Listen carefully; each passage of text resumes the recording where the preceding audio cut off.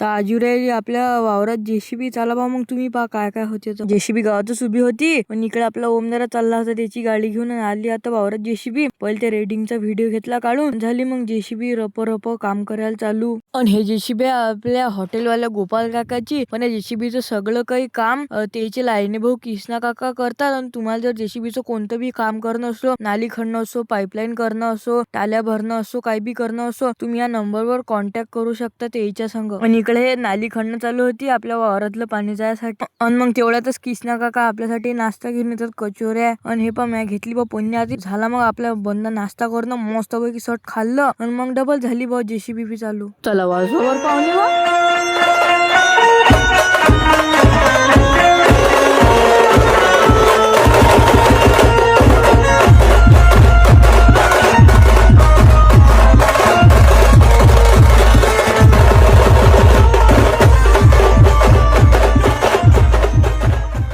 पण आता झाली रे बॉस संध्याकाळ. आणि हे पा पहिले कसं होतं आणि आता पा जेसीबीनं कसं करून टाकलं. तर हेले म्हणतात जेसीबी पावर नान करायचा नाही. चला मग भेटू पुढच्या ब्लॉग मध्ये. जाता जाता पा जेसीबीने इचूचा आणि एक सर्पाचा कान करून घे.